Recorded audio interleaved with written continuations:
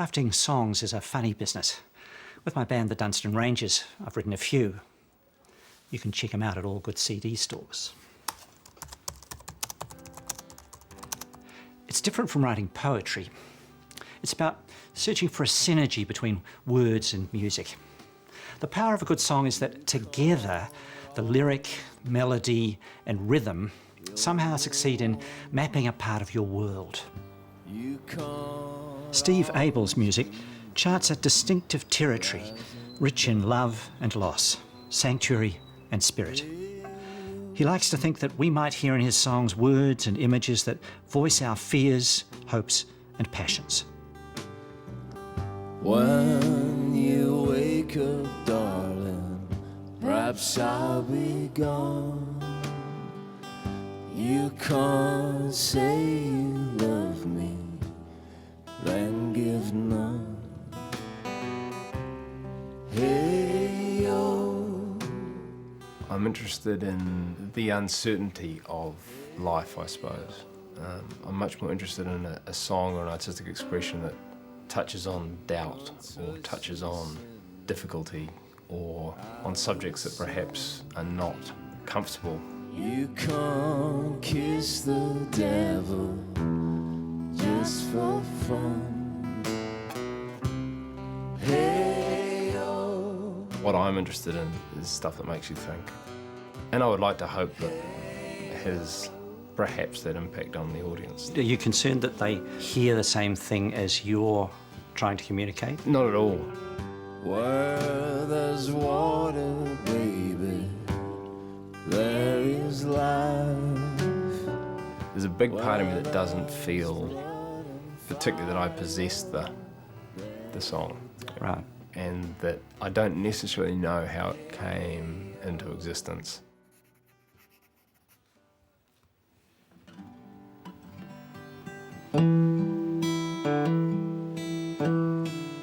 Some songs, it's, you know, they really do sort of come seemingly out of nowhere and come quite swiftly into existence, you know, like you can write them in 5 minutes.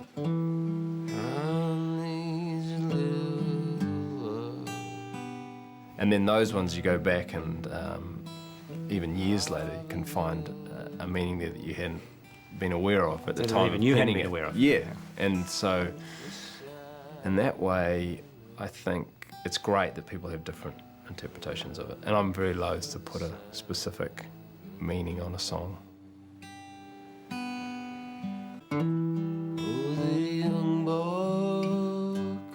One of the things listening to your music that strikes me is that there's a simplicity to your structures. I presume that's deliberate. Yeah, it's a running joke in the band is, you know, oh, what's this one in, Steve? G? You know, because all the songs are in G, so. Right.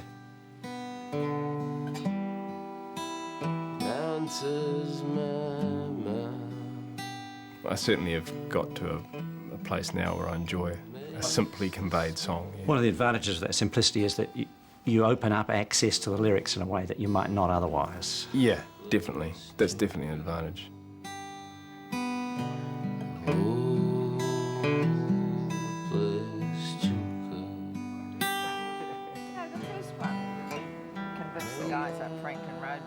Mum's from Tauranga and she's a farm girl really. She brought up riding horses across the countryside and had a very laissez-faire upbringing, you know.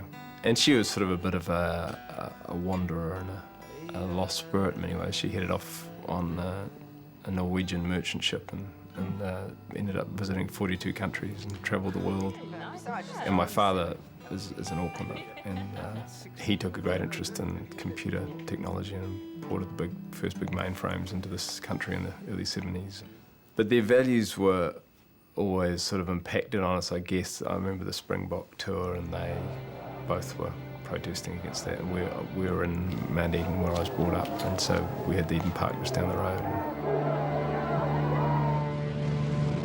And then the anti-nuclear protests in the 80s, I remember marching up Queen Street and that sort of thing. And I think that stuff all has a quite significant impact on the psychology of a child in terms of how you see the world and how you see you having a role in it beyond your own immediate familial interests. You have a community participatory role. And it'll default back to it. There was always music in the house and we would listen to it. But I think the crucial point was in my teen years when I really was drawn into music as an escape, I suppose, and as a solace. Like, I guess, lots of teenagers, it becomes something that becomes an issue of your own identity, something that you discover that's yours, that you understand, that might not mean anything to your parents, or they might not like it even. And it was later that I decided I wanted to play music. I didn't start learning guitar till I was 15. I was not someone that school really suited. I couldn't read at 8 years old, Okay. so I'm dyslexic, so other things became more important outlets for me. Yeah. And I'm sure music was a big part of that. Right. Yeah. I'd done theatre and some acting, and so I was interested in pursuing something along those lines, and I managed to get a job in an advertising agency. But you didn't stay.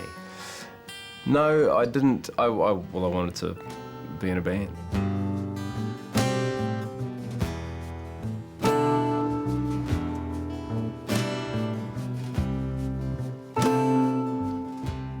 I had a strange incident happen where one of my guitars got smashed. But I got the insurance claim on it, and I then had the decision that I had $1,200 in the bank. I could buy a new guitar, or I could buy a flight to overseas. So That's what you did? that's what I did. So where did you go? Well, I just bought a flight straight to London. Within about a year, I was doing a sandwich run in Leicester Square. And the guy next along from me did Knightsbridge. His brother would drop me off at the Knightsbridge tube station when I had to get my train home. He was in a band and he was looking for a guitarist. Right. So I ended up getting into his band, yeah. Yeah, cool. And that band did pretty well. And they continued to do well. They were sort of, the talk of the indie circuit for a while and getting nice little mentions in the Time Out magazine. It was great, but there's a part of me that felt there was a certain superficiality about the scene. Within about a year, I sort of decided I was going to quit the band and leave London. So what did you do then? What did you do about kind of trying to address that? I was reading the Bible and I was reading the Bhagavad Gita and Buddhist stuff and just philosophical theory. I mean, for a lot of people, we might say if someone in their late teens, early 20s was doing that, we'd be worried that they might become borderline depressed. Obviously you're confronting big existential questions. Yeah. And what happens if you don't find an answer? Well, I mean, I think you don't find an answer. I mean, I think that's kind of in many ways what's so great about it is that, that there was an answer. You decided to come home through India. Yeah. The guy that played bass in the band said, so why are you going to India? And I said, well, I'm looking for God, I said jokingly. He said, oh, is that where he is? Yeah. So, well, kind of a lot of people who've looked for whoever God is have looked there. Yeah, well, that's right. The realities of life are brought to your attention. It seems chaotic and yet it functions, and every sense of yourself is challenged and affronted and stimulated. I saw for the first time in my life a dead body on the side of the road. Right. It was a man who was a beggar who had passed away, and his dog was sleeping with him still. And I thought, how incredible, I mean, I've never actually seen a dead human being, and how strange that is, what a strange cultural condition I've come from. We buffer this off, don't we? This is very buffered off. It's actually become a thing that I'm interested in. I write about death a lot in songs and things, and because I think it's one of the great taboos of our culture, which is crazy because it's one of the few things in life we're certain of, and it's not something to be feared.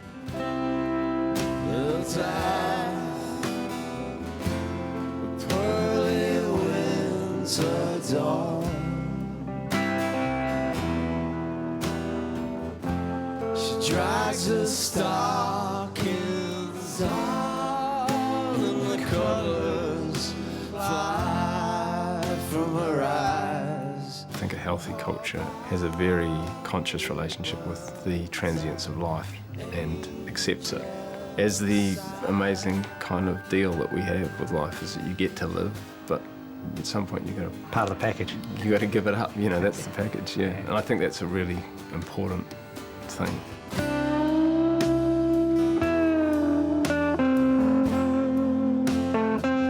Petit mort is a French term for orgasm, and it translates as little death. I love the way that that idea embodies the passing of life from one generation to the next, and the idea that in the conception of life is the acknowledgement of one's own mortality, and so the idea of a little death is that there's a little piece of you has passed to the new. The orange light at dusk sends me down the path to a stone. I don't know how you go. With a little death, the Lord sends us on our way. To where is that way going? To Him again someday. But then it ends with the great cycle of life. As we began, we end, and where are we going? We're going back to where we came from. To Him again someday. When did you make the connection for your spirituality between spirituality and the environment? Because, I mean, in a way, when you're talking about us being born and dying, you're putting us in this place with everything else, the whole ecosystem, Yeah. in a way, rather than separating us out.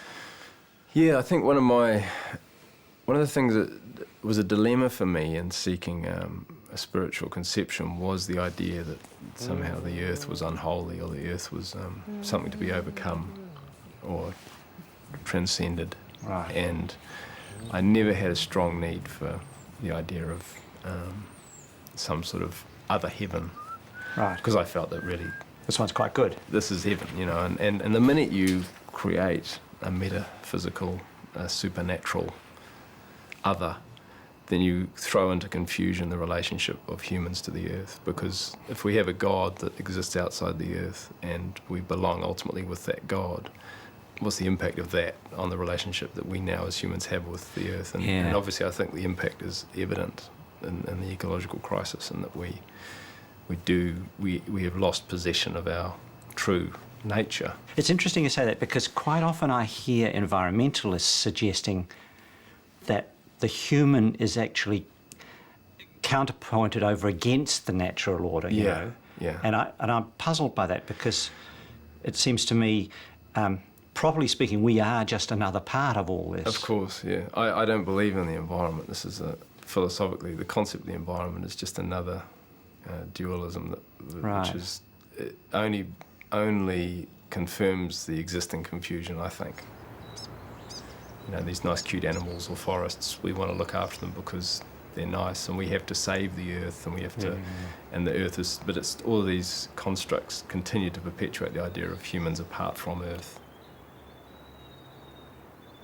The earth doesn't need saving. I mean, really, it doesn't. The only problem we've got is we're going to make life not viable for humans.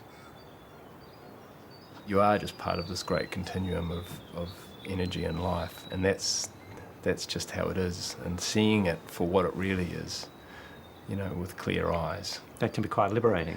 I find it totally liberating, yeah, because I think that it doesn't detach you, it actually embeds you further in a status of being which isn't fixated on the personal. I think the idea of a personal salvation is really problematic for me as a religious concept, because I think, well, what's selfless about that, you know what I mean? Yes, yeah. And the ultimate in selfishness. yeah, to want to exist forever as a personal an entity. And I really don't believe that it's possible. I think that, you know, what makes life so miraculous and so valuable is its transience.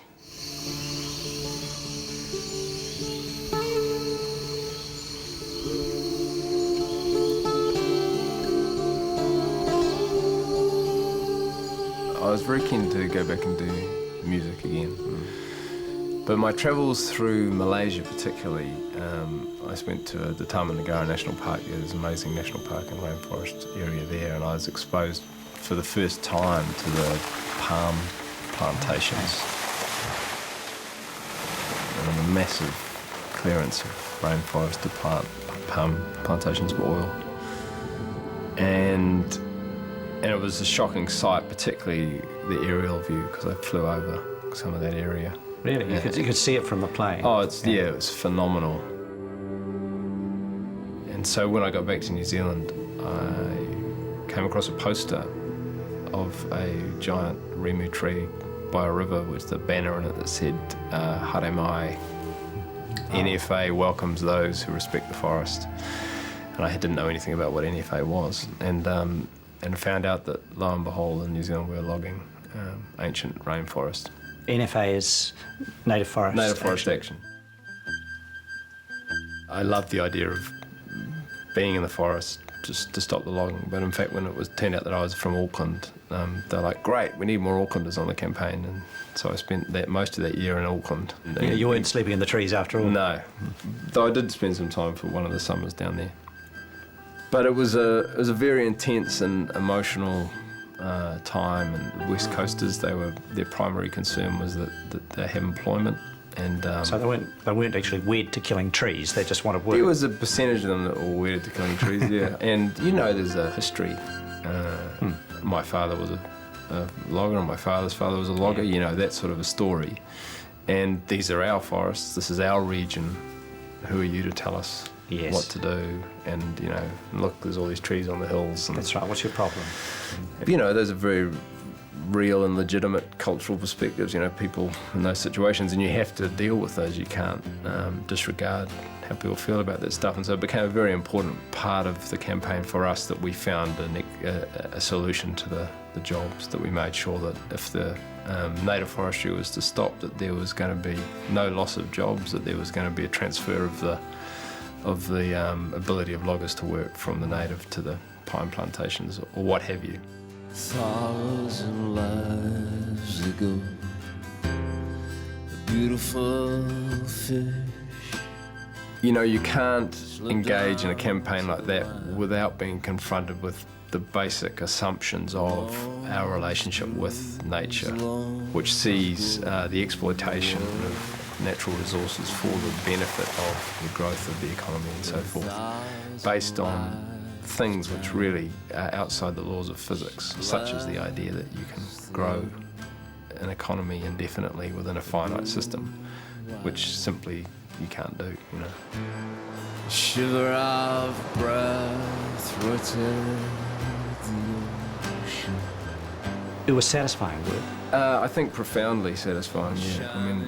Those 130,000 hectares were gazetted as Department of Conservation estate, and the logging was stopped in there. The ocean side, the forest died, but the sea remained. It's sort of a creation story, a creation myth, I suppose, and it talks about the idea of destruction and renewal. Though there is destruction and death, there's a seed that remains, and there's a hope of renewal always. But the beautiful fish was actually a reference to the dolphin and the cycle of life story of life evolving from the water and moving onto the land, and development of lungs, and then the evolution of mammals and breathing animals. And then at some point, one of the mammalian species moved back to the ocean and subsequently evolved into dolphins and whales, and that great cycle of from the water to the land and back to the water again, I thought was something really beautiful about that. For 1,000 lifetimes, she blessed the earth and grew wild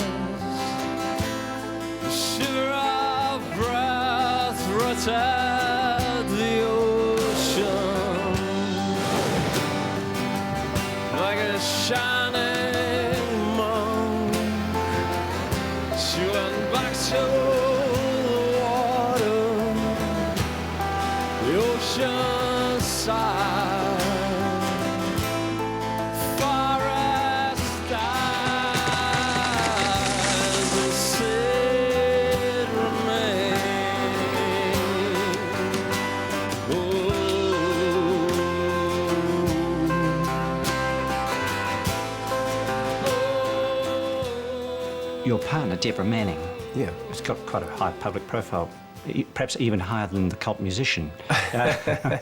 I'm sure she has, yeah, I'm sure, and that's a good thing. But because of her extraordinary work in support of Ahmed Zawi. Yeah. How did you meet Deborah? I had heard about the Zawi case in the media the way that everyone else had, and had very early on felt a lot of concern for the assumptions that were made about him and how it neatly fitted into this sort of the present trend of finding these nasty Muslim terrorists and locking them up. But I actually met Deborah because I went to one of the Zawi events, and we got to know each other, and we are people of very similar outlook, I suppose. After over 2 years behind bars, Ahmed Zawi left no doubt about his feelings. Yesterday it was a great day, like I am born, like I resuming my life. He was taken care of by the Dominican fathers up at the Priory in Auckland, and we spent a lot of time up at the Priory, and lots of really interesting discussions about all sorts of things, about the relationship of Islam to concepts of human rights and women's rights, and sort of Ahmed getting these great opportunities to explain what he saw Islam as being about. Did you get the chance to talk to him about your own understandings? Yeah. What did he make of that? He laughed. He laughed when I love to talk to him about concepts of afterlife, and for him it was central to justice, the concepts of justice. If there is not justice in the earth, then there must be justice somewhere, because he believed that justice was central to the idea of God. When I suggested to him that there was no afterlife, that it was a metaphor for various things, and his response wasn't, "Oh, that's rubbish," you know. Right. It was a thoughtful, like, okay, maybe maybe there's a validity in that idea, and he, in his own mind and thoughts, investigated it. Right. If I say the word God, what does that mean for you? There's so much assumption and pre-construct loaded onto that word, and so there's a part of me that has to check my reaction to it. In the religious tradition, we probably have the greatest of human wisdom, articulated in the most beautiful ways, and I frequently will come across something which uses the word God and find it to be incredibly beautiful and insightful. One thing I like about the metaphor of the crucifixion of Jesus or whatever is that you sort of have to kill your gods and let them be born again as something new, you know, and it's actually, for me, it's sort of a spiritual process. And when I say you kill your God, you kill your sort of conception of your pre-existing conception of the world and let a new one be born, because invariably you have to go through that process if you really allow yourself to be open to new ideas.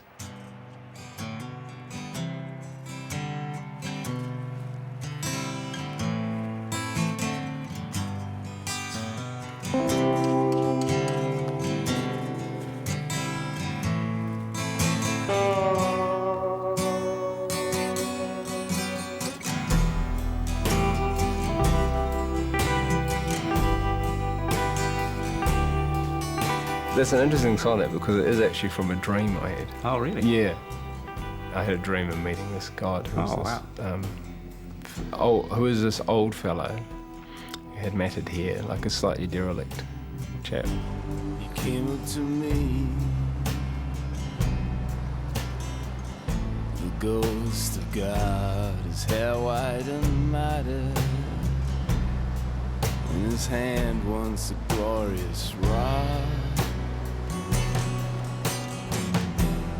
Could still remember some of the old songs.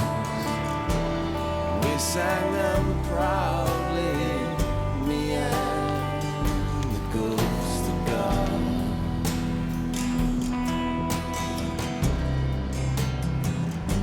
He said there are few who ever knew me. I wonder if I did that good a job. His voice still transcendent, though he had Parkinson's now.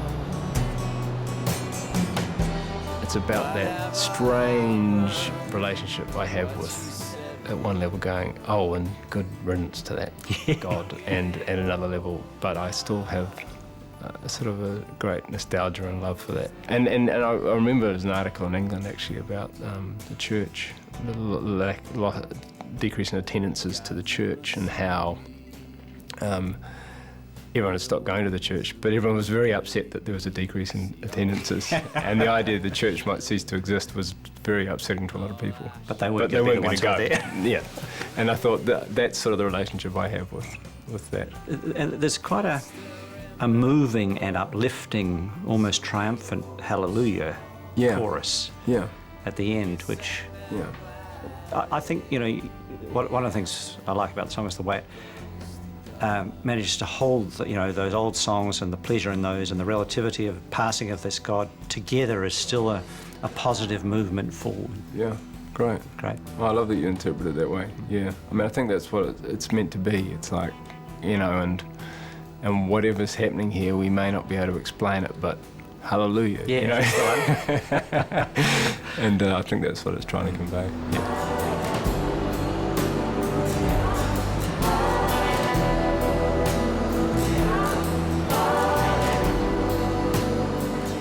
I know landscapes like Karikari Beach are important to you. Are there any other physical, spiritual markers in your life? It's funny, Eden kept recurring as a place. It was always on the horizon, and when we were scouts, they used to make us run up it. And I ended up getting a Herald run in my early teens, where I delivered newspapers up Hillside Crescent, which went up the side of Mount Eden, which, you could get angry with having to push a bike up, a bike load of newspapers up a hill every morning. And then when I was a teenager, I'd go up there, you'd drive a car up there and hang out at night and talk with your friends. And I guess I realised only in my adulthood how much it was a spiritual place for me, that I always had it as a special place to go to. It's wonderful to know that mountain will be there after I'm gone, and it predates me and has a whole lot of history of its own. And so I get a great solace out of that, out of thinking of the ancientness of things. And it makes me, I like to feel small on a mountain and think, there's something much bigger at work here than the particular small worries of my life,